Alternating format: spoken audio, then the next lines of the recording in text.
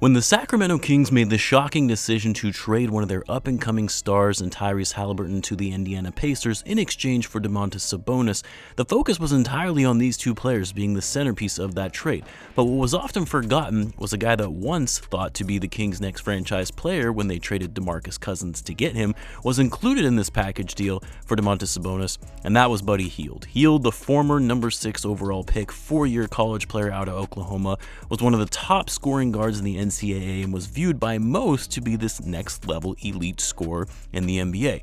Was included in this trade deal with Tristan Thompson, and like Thompson, most had assumed the Pacers would look to flip Hield as he didn't fit their timeline, or at least look to move him that offseason after making the trade for him at the deadline in 2022. But it didn't happen. Despite Buddy Hield being in trade rumors throughout that offseason as well as into the 22-23 season, Hield remained with the Pacers and actually had one of his better, more efficient seasons of his career. And because of this, the thought was the Pacers would likely extend Hield because you can never go wrong with having an elite three-point level shooter on your roster, until extension talks failed, and now we finally are in a situation in which the Pacers and Hield will look to find a trade partner for the former lottery pick as he goes into the final year of his deal in this upcoming season. But the question is, where is a good and realistic destination for Buddy Hield as well as a return for the Pacers? What team would benefit from a player like Hield the most? And it's what we'll be talking about in this video. As always, if you're new to the channel and you like this type of content, it would mean a great deal if you subscribe to help the channel grow, and in return,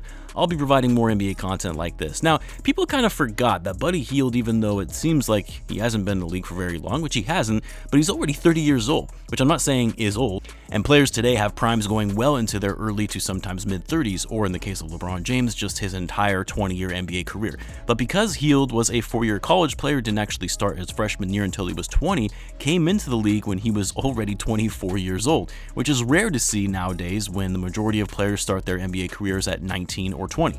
And the reason I bring this up is because when you think about trades for Buddy Hield, you have to consider a given team's timeline, and if bringing in a player that is 30 years old makes sense for what they're trying to do. So already you're most likely eliminating teams that are rebuilding or in a youth movement, where they're only interested in developing their young players and continuing to add draft capital. And for the Pacers, while they're sort of trying to start winning now with the rising star of Haliburton, Miles Turner, they brought in Bruce Brown, but they're a team that knows they're not a title contender. They're still years away from competing, and so they're going to be looking for assets in return that they can work with for the future, whether that be in the form of draft picks or young players. So when looking at trades that would make sense for both sides, you're mainly looking at teams that are trying to win now that can offer the Pacers as well a future asset or two that they can work with.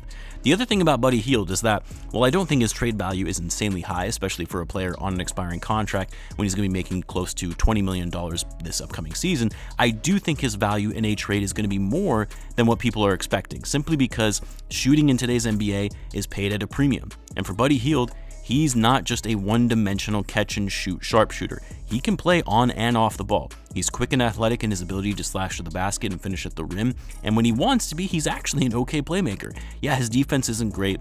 Yeah, his assist-to-turnover ratio isn't the best, but Buddy Hield last season was one of the best three-point shooters in the NBA. Literally a top 10 three-point shooter in the league by percentage, volume, and overall makes. He shot over 42% last season on over 8.5 threes per game, which is insanely efficient on that kind of volume from deep. That's borderline Steph Curry shooting efficiency from deep, just on slightly lower volume.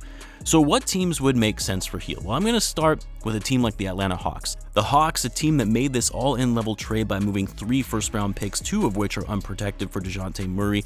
They have what most would consider a superstar, a franchise player in Trae Young. They've made these moves to try and win now after going to the conference finals just 2 seasons ago, and it hasn't really produced results for them, finishing 8th in the Eastern Conference 2 years in a row and getting bounced quickly in the first round of the playoffs. And one thing the Hawks really need is shooting. And Hield, while a little older than the Hawks' main core, but with the extension of DeJounte Murray, he would fit their timeline for what they're trying to do. The only problem here, though, is that the Hawks don't really have the trade assets that would make sense for the Pacers unless they're interested in just flipping an older player. Not only that, but the Hawks don't really have draft picks to trade because they moved most of their draft capital to the Spurs.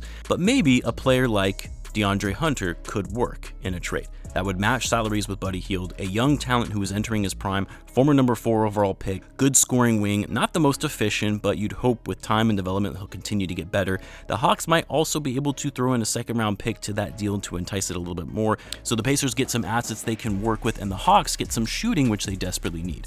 Then, of course, I also have to throw in the Chicago Bulls, a team that was dead last in three-point shooting volume last season, the only team in the league to average less than 33s a game last year, and it absolutely killed the Bulls when it came to closing out games and just their overall offensive schemes with their inability to spread the floor.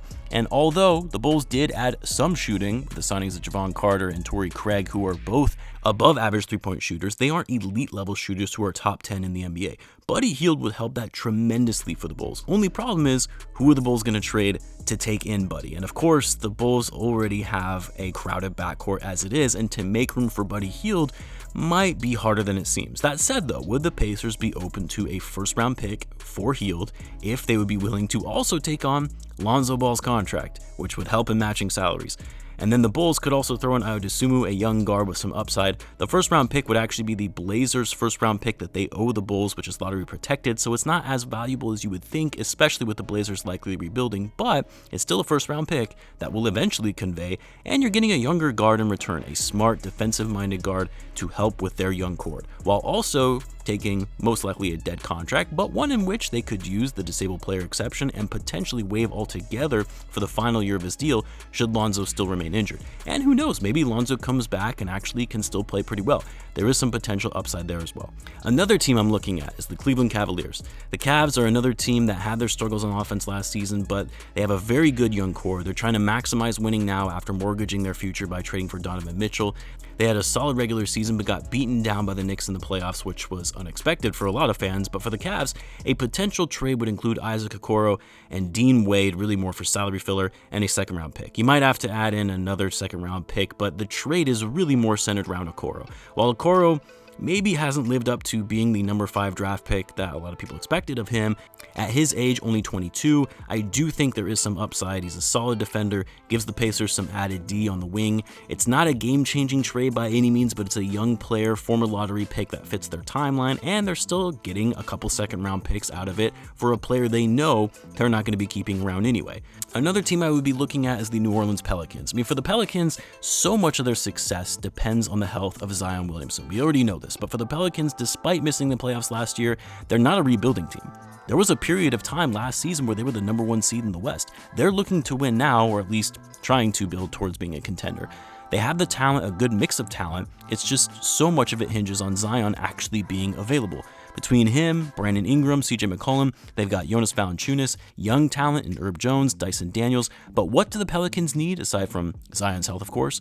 Shooting. They were second to the last, only in front of the Bulls in terms of three-point volume last season. And while you could say, does Hield really fit their timeline? I would argue that he does. When you have McCollum, who's 32, Valanciunas, who's 31, Ingram isn't that young anymore, he's already 26. And if the Pelicans are going to try and be serious about competing, Buddy Hield is a perfect fit to give them added scoring power and floor spacing, which they absolutely need for Zion, who likes to operate most in the paint.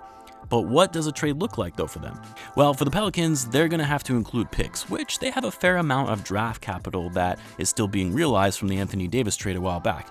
You're going to have to throw in a first-round pick, which, let's be real, the Pacers should be ecstatic if they can get a first-round pick out of Buddy Hield when they know they have to trade him anyway and probably don't have that much leverage. A first-round pick and then some salary filler of some kind, maybe throw in Nance Jr., who they're not going to be interested in because he doesn't fit their timeline, but it'll be worth it for a first-round pick, and then maybe a guy like Kira Lewis Jr., young player on an expiring rookie deal. They could extend him and see if there is some potential to extract there or just let him walk as a free agent and free up some of that cap space.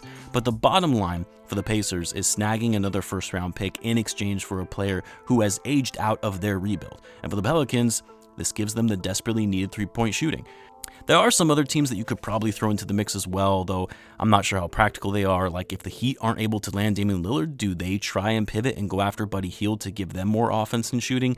Does a team like the Raptors make sense, or should they be looking to blow things up and starting fresh? Or even the Orlando Magic, who a guy like Hield is a little on the older side for them and what they're trying to build, but they have to be better in terms of their overall offense, starting with outside shooting. And if Buddy Hield can be that guy that enables their young core to thrive more by being an effective floor spacer and drawing drawing defenses and double teams away from guys like Boncaro and Wagner, then it might be worth it, even if Hield isn't a part of their long-term plans. But regardless, I'm very interested to see where Hield ends up and when it's actually going to happen. Will it be in just a matter of days now? Maybe he's already been moved by the time you're watching this video, which makes it a moot point. Maybe it's during training camp, the preseason, who knows? But I would love to hear where you guys think would be a good landing spot for Buddy Hield. Let me know in the comments. As always, be sure to subscribe, and I'll see you in the next one.